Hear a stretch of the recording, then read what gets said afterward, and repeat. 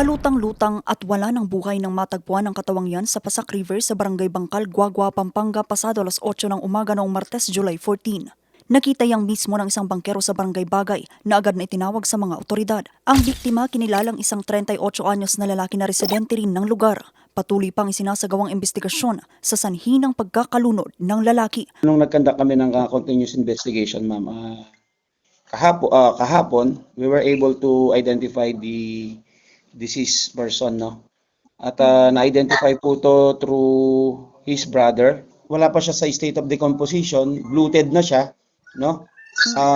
Still, pwede pa rin makita na kung may mga external injuries siya.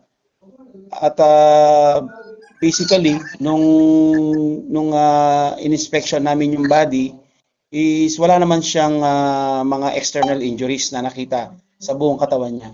Samantala, nagpapatuloy naman ang isinasagawang search and retrieval operation sa isa pang biktima ng pagkakalunod sa dagat sa Iba, Zambales umaga noong Lunes, July 13. Sa investigasyon, lumalabas na 7 kabataang lalaki ang nagtungo sa dagat sa Sitio Corocan, Barangay Palanginan, Iba, Zambales. Habang nagtatampisaw, tinangay ng malakas na alon ang grupo. Nakaahon ang 5, pero bigong makaligtas ang 2 sa kanilang kasamahan. Nahanap kalaunan ang isa sa mga biktima habang patuloy na hinahanap ang 17 taong gulang na lalaki.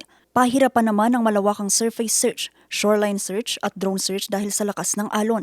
Sa kabila nito, nananatili silang nakatutok sa paghahanap sa nawawalang biktima. Kasabay nito, pinapakiusapan ng publiko na iwasang lumapit sa lugar ng operasyon at huwag magpakalat ng hindi beripikadong impormasyon habang nagpapatuloy ang mga search efforts. Vanessa Bugtong, RNG News.